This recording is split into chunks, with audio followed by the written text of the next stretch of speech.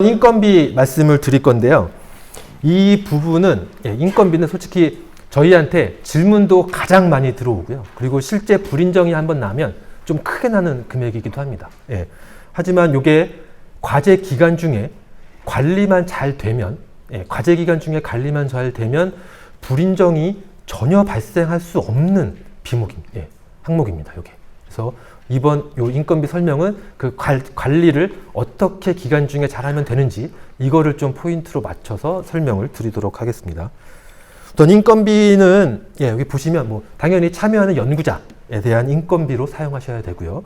그 인건비의 범위에는 연봉 총액, 그러니까 세전 총액, 연봉급여, 연봉 금액이 있고, 그리고 사업주가 부담해야 되는 사대보험 기관 부담금, 그리고 1년 이상 재직자들에게 지급하는 퇴직급여, 이렇게까지 다 인건비로 사용하실 수 있습니다. 그리고 당연히 그 연구개발 과제 기간에 참여하는 기간에 대한 인건비를 사용하실 수 있고요.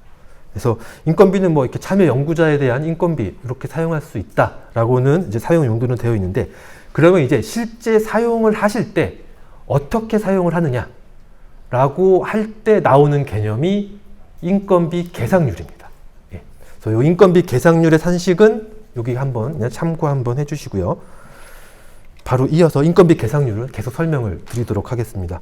여기 보시면 뭐 참여 인력의 연봉을 100으로 할 때 해당 연구개발 과제에서 참여 인력에게 지급될 인건비의 비율이다 이렇게 나와 있는데, 이게 뭐 딱 직관적으로 이해가 안 되시는 분들도 계실 텐데, 그냥 예를 들면 이분의 참여 연구자의 연봉이 100이라고 했을 때 이 연구개발 과제에서 40만큼을 지원을 받는다, 계상해서 집행을 한다 라고 했을 때 그 40, 그러니까 100 중에 40, 이 40%가 인건비 계상률이 되는 겁니다. 전혀 안 어려우시죠? 인건비 계상률은 그냥 연구개발 과제에서 지급될 인건비 비율이다, 전체 연봉 중에서. 이렇게만 생각을 해주시고, 그 아래에 있는 표랑 내용들은 인건비 계상률을 산정하는 데 있어서 이제 아까 말씀드렸던 것 중에서 인건비는 연봉뿐만 아니라 세전 연봉 총액뿐만 아니라 기관부담 4대보험, 그리고 1년 이상 재직자의 퇴직급여까지 계상해서 사용할 수 있다라고 말씀을 드렸잖아요. 그러면 논리적으로 생각을 하면 인건비 계상률을 계산할 때도 그런 금액들이 분모와 분자에 다 들어가는 게 맞습니다. 하지만 실무적으로 이 두 개를 다 같이 넣고 인건비 계상률을 계산을 하다 보면 되게 관리가 어려운 부분이 실제로 많이 있습니다. 그래서 이러한 좀 실무적인 애로사항, 이런 거를 좀 실무적인 이런 부담을 완화해 주자는 취지에서 인건비 계상률을 산정할 때는 연봉 총액 기준으로만 산정하실 수 있습니다. 그 내용이 요 표에 있는 내용이고요. 그리고 실제 인건비를 사용하실 때는 그렇게 연봉 기준으로만 인건비 계상률 산정한 거를 가지고 아까 말씀드렸던 4대보험 기간부담금, 퇴직급여 이런 거 다 포함해서 거기에 인건비 계상률을 급해서 나온 금액을 인건비로 사용하시면 된다. 이런 내용이 되겠습니다. 그래서 이 표나 이 내용을 좀 참고해 주시면 되겠습니다. 그래서 지금 뭐 이제 인건비 계상률을 통해서 연구개발비를 사용을 한다고, 이제 현금 인건비로 사용한다고 말씀을 드렸고요. 그러면 이 인건비 계상률에 있어서는 이 기관 유형별로 좀 그 한도와 그 관리 주기, 관리 단위가 약간씩 지금 상이하게 적용이 되고 있습니다. 첫 번째로는 출연연이나 전문연, 전문생산기술연구소라고 하는데요. 이 전문연은 인건비 계상률이 한도가 130%까지 한도를 계상할 수 있고, 그리고 연 단위로 관리하도록 했습니다. 그리고 그 이외에 나머지 대학과 기타 비영리기관, 그리고 영리기업들은 인건비 계상률의 한도는 100%고요. 월 단위로 관리하셔야 됩니다. 이게 현재 원칙이고 기준으로 설정이 되어 있습니다. 그러면 여기서 아까 인건비 계상률에 대해서 약간 좀 이해를 하셨던 분, 좀 제대로 이해를 하셨으면 궁금하신 부분이 있으실 수가 있는데요. 왜 출연연이나 전문연은 130%까지 계상을 할 수 있냐라고 생각하실 수가 있습니다. 이거 왜 영리기업은 차별하고 출연연은 뭘 잘했다고 130%를 주느냐?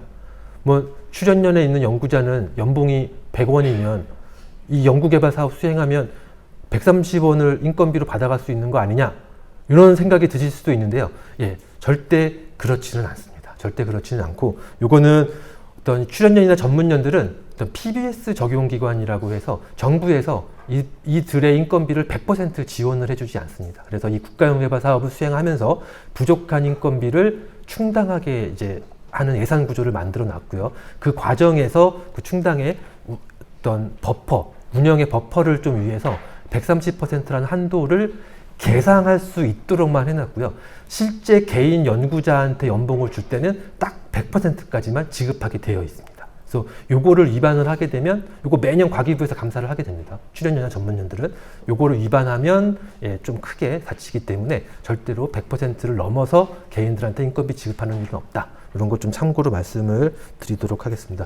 그리고 아래에서 보시는 요 빨간색, 또 이렇게 제가 정구를 하나 붙여놨는데, 요거는 그냥 참고로 말씀을 드리는 건데, 저희 아마 대부분 현금 인건비가 사업 계획에 다 예산에 반영이 되어 있으실 겁니다. 그래서 이게 어떻게 보면 뭐 너무나 당연하듯이 예, 연구개발비로 인건비 현금을 지원받는 게 당연하다라고 생각하실 수가 있는데요. 그렇지 않다라는 거를 말씀드리려고 지금 저 아래 내용을 말씀드렸고요. 연구개발비로, 이 국가연구개발사업 예산으로 연구개발비로 현금 인건비는 지원하지 않는 게 원칙입니다. 예, 지원하지 않는 게 맞는 거고요. 요거는 한번 뭐 밑에 내용도 나와 있긴 하는데요. 그냥 너무 당연하다고 생각하실 수가 있을 거예요. 저희 기업 같은 경우라면 예, 저희 연구과제 수행한다고 우리가 채용한 직원들 인건비 줄 수 있고, 채용한 인건비 연구개발 수행 안 한다고 안 주고 이렇지는 못하실 거거든요. 연구개발 과제 수행과 상관없이 기업에서 채용한 직원들의 인건비는 본인 당연히 100% 다 지급을 해야 됩니다. 예. 예. 그렇기 때문에 연구개발비로는 현금 인건비를 지원해주지 않는 게 원칙입니다. 대학교도 마찬가지고요. 그래서 우리 대학에 계신 전임 교원들, 교수님들 인건비는 절대로 현금 인건비로 계산할 수가 없는 겁니다. 예. 근데 여기서 그러면 왜 우리 기업의 과제는 왜 현금 인건비가 계산되어 있을까라고 의문을 또 가지실 수가 있는데요. 그거는 예외적으로 인정을 받으신 겁니다. 그러니까 원칙은 안 되는데 예외적으로 인정받아서 현금 인건비를 계상을 했다. 이렇게 이해를 꼭 해주시길 부탁을 드리겠습니다. 그래서 보면 이제 영리기업 같은 경우에는 이제 요거 지금 보시는 내용은 국가연구개발 혁신법에 있는 내용이고요. 거의 모든 부처에 다 동일하게 적용이 되고 있는 내용입니다. 가장 대표적인 게 신규 채용 인력. 이 신규 채용 인력에 대해서는 현금 인건비 계상을 가능하도록 해놨습니다. 그래서 아마 대부분 현금 인건비가 들어있으신 과제들은 다 신규 채용 인력에 대한 현금 인건비가 대부분이실 거고요. 그리고 그 이외에 좀 또 예외적으로 이렇게 좀 열어두는 경우가 있거든요. 그거는 각 부처별로 다 상이하게 적용이 되고 있습니다. 그거는 부처별 사업의 특성이 있기 때문에 그 현금 인건비 인정 가능 범위는 영리기업의 경우에 좀 다 별도로 규정을 하고 있으니까 그 내용은 한 번씩 찾아보시면 될 것 같습니다. 그래서 다시 한번 말씀드리지만 영리기업의 현금 인건비는 뭐 비영리기관도 마찬가지고요. 현금 인건비는 연구개발비로 계상 지원하지 않는 게 원칙이다. 예, 요것만 좀 기억을 해주시면 좋겠습니다. 예, 다음은 예, 외부 인건비 관련된 부분 또 이렇게 나오는데, 우선 저희가 이제 참여 인력들을 구분을 또 소속에 따라서 해보자고 하면 내부 인력과 외부 인력으로 구분할 수가 있습니다. 그리고 이 내부와 외부를 구분하는 기준은 해당 기관에 채용되어 있느냐, 소속되어 있느냐 여부로 내부와 외부 인건비로 구분을 할 수 있고요. 그리고 지금 여기 계신 분들 과제 중에서도 외부 인건비가 아마 계상되어 있는 경우도 아마 있으실 것 같습니다. 근데 그렇게 많지는 않으실 거고요. 이 외부 인건비는 정말 예외적으로 인정받아서 계상하신 겁니다. 예, 그렇게 좀 기억을 해주셔야 되고요. 요 취지는 예, 저희 뭐 극단적으로 예를 들면 저희 과제를 하는데 저희 내부 소속 직원들은 아무도 없고 다 외부 인력으로만 해서 과제를 수행한다고 하면 정부에서 이걸 인정을 해줄까요?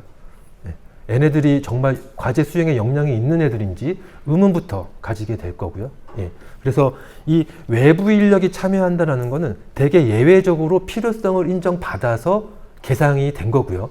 그래서 사용하는 데 있어서 제한사항이 되게 많습니다. 그 제한사항이 지금 보시는 내용이고요.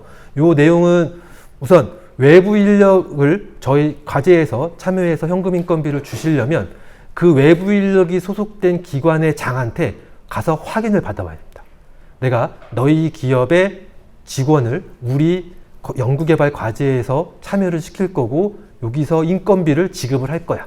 그거에 대해서 그 대표자의 확인을 받아와야 됩니다. 그리고 실제 인건비 주실 때도 그 개인, 외부 인력 개인한테 직접 현금 인건비를 지급하시면 그냥 불인정입니다. 그 해당 기업의 그 기관, 통장에 직접 이체를 해주셔야 됩니다. 요거 반드시 주의를 해주시고요. 그래서 이 외부 인건비는 좀 되게 예외적이다. 이런 거 기억을 해주시고, 제가 이걸 왜 이렇게 계속 말씀드리냐면은 간혹 현금 인건비가 계상이 너무나 당연하다듯이 생각하실 수도 있고, 뭐 그래서 내부 인건비로 분명히 계상이 되어 있는, 그런데 이 내부 인건비, 외부 인건비 변경이 앞서 말씀드렸던 협약의 변경 이쪽에 뭐가 구체적으로 명시된 부분이 없거든요. 없으니까 그냥 내부 인건비로 계상된 예산을 다 외부 인력으로 돌려서 그냥 통보만 하고 그냥 막 사용하시는 거예요. 요거 나중에 진짜 크게 문제 되실 수 있습니다. 그래서 혹시라도 외부 인력이 계상되어 있지 않았지만 추가로 참여가 필요해서 뭔가 변경이 필요하다, 이러한 경우가 생기시면 반드시 전문기관 간사님하고 사전 협의하고 진행을 하셔야 됩니다. 그렇지 않으면 나중에 문제 되실 수 있으니까 이 부분 꼭 반드시 주의를 해주시고요. 그 다음 이어서 말씀드리면 영리기관 주의사항은 제가 이제 계속 말씀드렸던 건데, 요거는 승인과 관련된 부분입니다. 인건비 총액, 증액 감액 다 변경될 때 승인 받으셔야지 되고요. 그리고 저희 인건비는 자계자이체라는 게 허용되는 거 알고 계시죠? 자계자이체가 뭔지는 아시죠? 자계자이체는, 그러니까 RCMS는 직접 거래처에 직접 이체되는 게 원칙입니다. 하지만 예외적으로 해당 기업이 수행기관이 먼저 비용을 부담하고 그 부담한 증빙을 근거로 올리면 해당 기업의 통장으로 돈을 받으실 수가 있습니다. 그게 자계자 이체고요. 요 인건비에 있어서는 이 자계자 이체를 항상 예외적으로 허용을 시켜놨습니다. 그 이유는 실무적으로 요걸 인건비를 뭐 기업에서 따로 주고 여기서 또 따로 주기 시작하면 이 급여 담당자들 머리 진짜 빠질 거거든요. 머리 빠지고 실제 급여 받으시는 직원분들도 기분이 별로 안 좋으실 수 있습니다. 뭐 이런 실무적인 사항 등을 고려해서 예외적으로 자계자 이체를 인건비에 있어서는 허용은 시켜줬고요. 하지만 이 자계자 이체 허용이 돼 있어서 간혹 가다가 원래 급여 지급일보다 훨씬 먼저 이 자계자 이체를 그냥 해가시는 경우가 있어요. 자계자 이체는 항상 기업이 먼저 집행을 하고 그 이후에 가져가시는 게 원칙입니다. 그리고 이 인건비에 있어서는 인건비 자계자 선이체하면 불인정한다라는 게 국가연구개발혁신법이 시행되면서 그냥 명시가 됐습니다. 그러니까 요거는 더 강화된 부분이기 때문에 인건비 지급에 있어서 자계자 이체 허용은 되지만 선이체는 꼭 하지 말고 기업이 먼저 부담하고 그렇게 집행하셔야 된다. 이 내용을 또 말씀을 드리겠습니다. 지금 벌써 한 50분 됐는데 지금까지 말씀드린 내용이 인건비와 관련돼서 제가 말씀드릴 수 있는 거의 모든 내용을 다 말씀을 드렸습니다. 근데 도대체 어떻게 관리해야 될 건지는 인건비 계상률이라는 단어 하나만 들으셨을 거고 전혀 지금 이해가 안 되실 수도 있을 건데요. 그래서 또 더 말씀을 드리면 요 지금 보시는 아래 표는 아마 요 표 다들 받으셨죠? 저희가 이제 안내 메일 배포할 때 요 표 다 배포를 해드렸는데 이게 엑셀로 되어 있으니까 혹시 못 받으신 분들 계시면 나가시면서 명함 주시면 저희가 다시 다 보내드릴게요. 그리고 요 표를 먼저 설명을 드리기 전에 이게 인건비 관리는 지금 여기 보시면 참여 연구자에게 실제로 지급된 인건비가 계획서상, 그러니까 RCMS 예산상 인건비 금액만큼 집행, 부담되었는지를 확인하는 게 정산의 주된 포인트입니다. 그리고 이 포인트대로 인건비 관리를 하시면 전혀 문제가 없습니다. 그래서 요거를 뭐 그냥 말로만 설명드리면 좀 이해가 안 되실 수 있어서 예를 들면 어떤 연구자의 월 급여가 500만 원이고 이분의 인건비 계상률이 40%다 라고 했을 때 이 500만 원의 인건비 계상률 40%를 곱해서 보면 200만 원이라는 금액이 평가가 될 거고요. 그 200만 원 평가된 금액하고 이제 비교를 할 때 RCMS상 예산에서 연구개발비 예산에서 300만 원을 그 월에 집행을 했습니다. 그 연구자한테. 그러면 어떻게 될까요?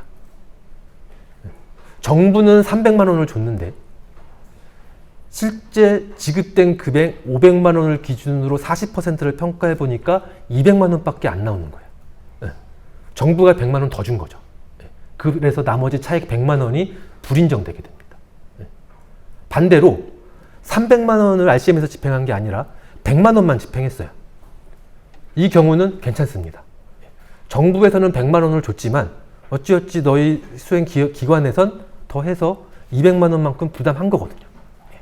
그래서 이 인건비의 관리는 실제 지급된 급여, 금액 기준으로 인건비 계상률을 반영해서 나온 이 평가 금액이 RCMS상 집행되는 금액보다 같거나 크게만 관리해 주시면 되는 겁니다. 그래서 지금 요 보여드리는 이 엑셀표가 뭐 저희가 여러분들을 괴롭히려고 저에게 보내드린 게 아니라요. 여기에 저 금액을 넣어 보시면 한도 초가 안 나오고 이렇게 나오는 게 월별로 계속 표시가 되게 되어 있습니다. 그래서 저거를 꾸준히 하시다가 부족할 것 같다 라고 하면 인건비 계상률을 계속 관리 해주시면 됩니다. 병정해 주시면 됩니다. 이 페이지는 그냥 참고해 주시고요. 이거는 제가 예를 들었던 거 계속 나오는 내용이고, 그래서 이 연구자가 바뀐다든지 인건비 계상률이 바뀐다든지 이럴 때는 협약 변경, 거의 대부분 통보사항입니다. 정말 별로 안 어렵거든요. 통보사항 변경하는 거. 이 통보사항 변경은 과제기간 중에 관리만 잘해 주시면 인건비에선 절대 불인정이 안 나옵니다. 요거 꼭 기억을 해주시고요. 그리고 맨 위에 있는 부분은 또 다시 한번 말씀을 드리는데 현물 관리의 중요성입니다. 현물. 이 현물도 매년 등록하셔야 됩니다. 매년 등록하셔야 돼서 현물은 또 연차별로 2월이 지금 안 되는 게 지금 시스템상 그렇게 되어 있어서 현물 금액을 1년차 종료가 됐는데 혹시라도 실수로 등록을 누락했다 라고 하면 나중에 되게 복잡해지거든요. 그러니까 현물도 꼭 연차 종료되는 시점에 등록하고 주관, 공동 모두 다 등록하셔야지 되고요. 그리고 꼭 현물 부담 확인서도 그때그때 증빙으로 올려주시면 뭐 나중에 문제 없고요. 이거 말씀드리고, 그 다음에 뭐 증빙 자료는 이렇게 내용 한번 보시면 되겠습니다. 뭐 월별 급여 명세서, 그리고 계좌 이체, 실제 그 개인한테 이체된 증명, 이거는 좀 반드시 제출을 해주셔야 되고요. 실제 그 개인한테 인건비가 지급됐는지를 확인하기 위한 용도고, 그 다음에 뭐 건강보험 자격특실 확인서라든지 4대 보험, 가입자 명부, 이거는 해당 기관에 소속된 자인지를 확인하기 위한 자료입니다. 그래서 뭐 건강보험 자격특실 확인서나 4대 보험 가입자 명부는 매월 올려주실 필요는 없고요. 이거는 뭐 1년에 한 번 뭐 이 정도 올려주셔도 된다. 이렇게 보시고, 나머지 내부 인건비, 외부 인건비 관련돼서 추가적인 증빙 서류는 그냥 붙은 자료 이렇게 참고해 주시면 되겠습니다. 여기까지가 인건비와 관련돼서 쭉 말씀을 드렸고요. 이 회수 불인정 사례는 그냥 한번 이렇게 눈으로 쑥 한번 읽어보시면 될 것 같습니다. 지금까지 말씀드렸던 내용 다 여기에 들어가 있습니다. 그리고 좀 참고해 주시고요. 다음은 학생인건비인데요. 이 학생인건비는 뭐 지금까지 말씀드린 내용이랑 다 똑같고요. 그냥 하나만 더 말씀드릴 거는, 이거는 대학교 그리고 출연년 일부 출연년에만 사용하실 수 있는 비목입니다. 학생인건비는. 뭐 기업에서 우리가 학생을 채용했다라고 해서 학생인건비 쓰시는 거 아닙니다. 그거는 아니고요. 요거는 대학과 일부 출연년만 사용할 수 있는 비목이다. 이렇게 기억을 해주시고, 거기 해당하는 기관들은 뭐 학사, 석사, 박사별로 최소 단가 기준이 있다. 뭐 이 정도만 생각을 해주시면 되겠고요.